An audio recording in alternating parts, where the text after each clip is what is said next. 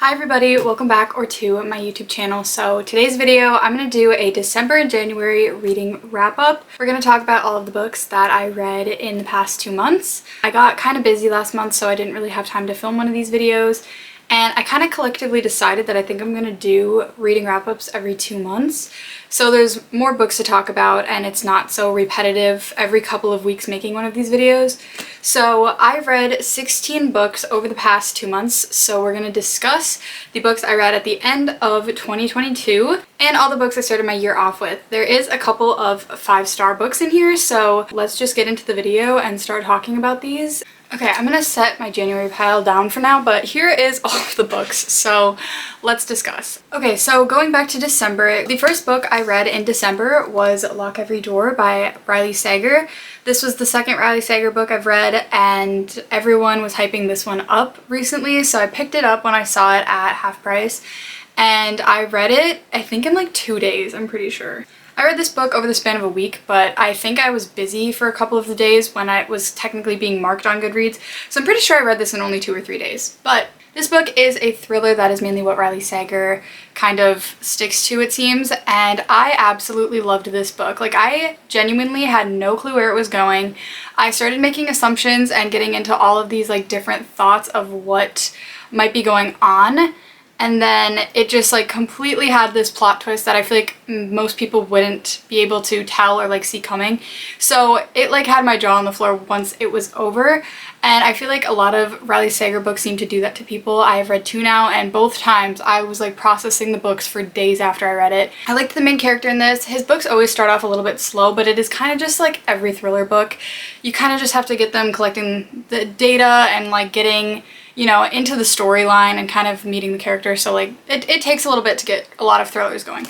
But once you're like halfway through this book, I just feel like you just get like completely entranced and you like don't want to stop reading it. And that was me. I think I finished the last like 150 pages in like a couple of hours because I was just like, I need to know what's going on here. And I got my grandma to read this book and she also really liked it. So I would definitely recommend. I gave this book 4.5 stars. I'm trying to be pickier on what I give 5 stars, but I know a lot of people that would consider this a 5-star book. So the next book I read was Love on the Brain by Ali Hazelwood. I was so excited when this book came out because I love The Love Hypothesis so much. It is like in my top probably 5 favorite books. It was so good, so I was really excited to pick this up because she always has very intelligent women as the main characters, and this one is based around a woman who is working in NASA, so it's a workplace romance, and there's so many tropes in this book, and I absolutely loved it. I did like The Love Hypothesis slightly better, but I did really enjoy the characters in this, and I really liked the banter, and I like how nerdy they are. It is just, it's the cutest thing. She has the cutest characters. She always has some sensitive topics or just like deeper topics to add some dimension to the characters, but for the most part her books are pretty fun and entertaining. So I absolutely loved this. I did give this book 4 stars as well, just because I feel like The Love Hypothesis is top tier, so I don't want to give that 5 stars, but it is honestly pretty close. I would consider this also probably like a 4.5 star read because I was kicking my feet reading this book. I was running around my room. The next book I read, which I have been wanting to read for a really long time, is The Maze Runner by James Dashner. I love the movie series of this, and I was like, you know what, why don't I get into the books? I know there is a lot of books in the series compared to just the 3 movies, but I have the first 4 books, so I started off reading this one. I was in like a Maze Runner phase for like a week after reading this. I watched the movie twice in 2 days, and then I read this book, and I was just like so invested. The only problem I had, which it's not really a problem, he just uses really strange nicknames, so I assumed the guy was English when I was reading this. Like, it was very much like British slang. Then I found out the guy is from Georgia, so I don't really know why he was using like kind of strange names. Like, I don't really know. That's the only thing I had to comment on, because like it was every other line. He was calling someone some kind of name and I had no clue. Like, I was like, is that a bad thing? Is that a good thing? I don't know.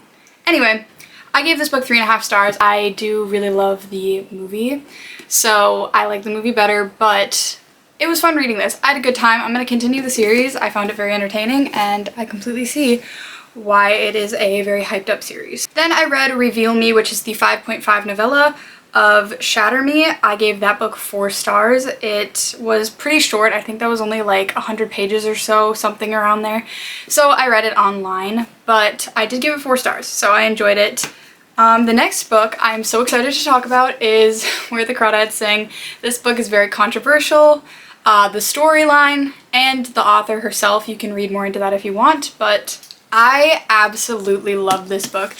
If you saw my top 10, I did put this book in there because it is just such an incredible story, and I know a lot of people who do not like it. I know a lot of people who think it's slow, but I absolutely adored it, and I am very into wildlife and nature, and she has a zoologist degree, the author, so she just like very much dives into like plants and wildlife and animals, and it was like so entertaining for me, but I do understand where people would get kind of bored if that's not something you're necessarily into. And then I just loved the side plot of romance and the murder trial. It was just like everything I want in a book, and I just felt like it was executed like so well. Like her writing style is like top tier. I absolutely loved it. I would read this again. And the ending of this book had me sobbing. Like, I watched the movie before I read this, and the ending was incredible in that, but somehow the book like topped the movie ending. Like, I don't know how you can like write an ending like that. Like, my jaw was on the floor, like seriously. And I knew how it was gonna end, but my jaw was just like dropped on the floor. I absolutely loved this. Next, on to something a little bit interesting. As my final book of December, I read Credence by Penelope Douglas. I have not read a Penelope Douglas book before, and wow, I don't know what to say. I don't know what to say about this. If you know who Penelope Douglas is, like, you probably know what I'm talking about. But if you've never gotten into her books, I don't know how to explain this to you. I'd look up the synopsis. There's a lot of very strange behavior in this book, and I don't know if anyone would necessarily be into it, but like, you kind of have to be open to just the entertainment side of the fact that this is just a book. If this was real life, it would be so insanely taboo. It would be so scandalous. But for the entertainment of a book, I actually really enjoyed it. It was crazy. There was no morals whatsoever in this book, and that's all I'm gonna say. Like, you can look up the synopsis for yourself because I don't really even want to explain this. I don't know how to. I did actually really enjoy the like motocross aspect of this, as well as just living in like a secluded area. I did like the town feel, even though there was very like not matured people in this entire book. Literally no one in this book was in their right head, but I did like those aspects of this. So that was my month of December. I read 6 books, I believe, in that month, and it was a pretty overall like good reading month. I don't think I disliked any of the books I read, so that was a plus. Now on to January. Let's discuss the book I don't want to say I DNF'd, but like I am not continuing at the moment. And I hate to say this, but it is Pride and Prejudice by Jane Austen. I tried to buddy read this with my friend Hunter. We do kind of like a little book club thing every month or two, and I tried to pick this so me and him could get into classics, and I just figured this would be like a good classic to start with because it's very popular, a lot of people love it. And I read 50 pages with him, and we were both like, and then a few days went by and I made myself read another 50. I can't say I necessarily enjoyed it. And then I just like talked to him and I was like, I'm sorry, we cannot continue this right now. And he was on like the same page. Like, he and me both were just like, this is not for us. I don't know if I'm just really dumb and I like can't comprehend this book, but there's a lot of names going around. There is a lot of like setup, and I hate that I stopped reading this at this point because there's many books I've read that I didn't like the first 100 pages, and they ended up being 4 and 5 stars, some of them. So I would like to get myself to continue reading this at some point, but for right now, I am like just putting it on pause, setting it on the shelf. I can pick it back up in the future. There's very few books I have genuinely not finished or I've stopped reading. So I don't know if maybe this is a bad classic to start with. It's just not for me. I don't know. Now on to the actual books I finished in the month of January.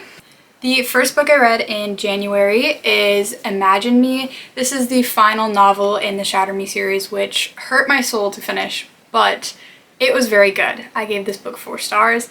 I am sad that there is nothing else to read in the Shatter Me series, but I will easily reread this in the future. I think that now that I've read it and I've like seen everything for the first time, I feel like if I go back and read it a second time in the future, I will just like understand everything and comprehend things a lot better. I did give it 4 stars. It was a solid read, and I definitely recommend the Shatter Me series to anyone. Then the next book I read is 5 Survive. This is Holly Jackson's new book, and if you're unaware, I read the Good Girl's Guide to Murder trilogy.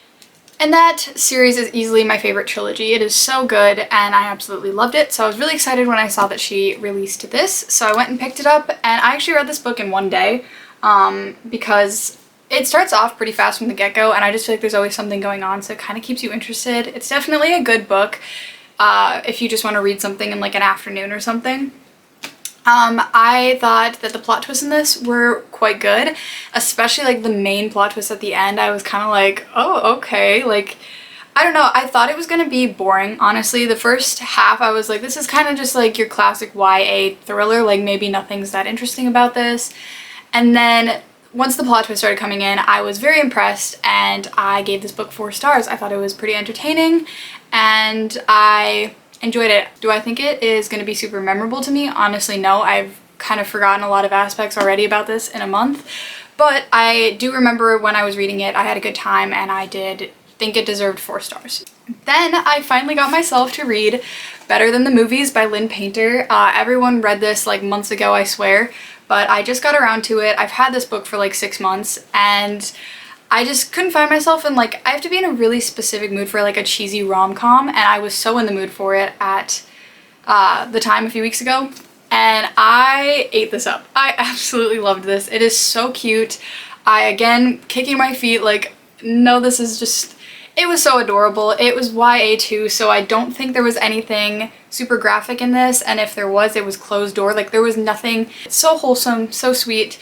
It reminded me so much of The Duff, so right after I finished this, I actually watched The Duff, so if you liked that movie, you would easily love this. I gave this book 4.5 stars. I don't think it deserves 5 stars, in my opinion. That's kind of mean to say. I didn't feel like it was a 5-star read for me, but it was very, very good, and I would read it again, and it's just such a cute comfort book. Like, I would love to see this as a movie, so. Okay, so the next book I read was Shatter Me 6.5, which is basically the final, like, novella of the entire series. This is just kind of like a cute wrap-up and like a happy ending to see how the story of this entire series kind of ends. And I thought this was really cute. I gave this 3.5 stars. I don't have anything to really say about it. I mean, I liked it. It definitely felt entirely different from the entire rest of the series, which is pretty like dark and whatever. And then I felt like this was just like very cute and light for the most part. So I did enjoy it. I thought it ended on a good note, and I was happy to just see how everything ended. Like, it wrapped up very well for me. Then, for the first time in months, I picked up a Coho book. This is Slammed by Colleen Hoover. I picked this up not that long ago, and I have so many water stains on this book. I dropped it in my bathtub when I was like almost done reading it. Whatever amount of pages are just so ruined with water stains. But I gave this book 3 stars. This was definitely not my favorite Coho book. I don't know why. When I was reading it, I was like, oh, I really like this. And then after I finished it and I gave it like a day, I was like, that wasn't that good. I don't know why. It just was not. I will continue the series.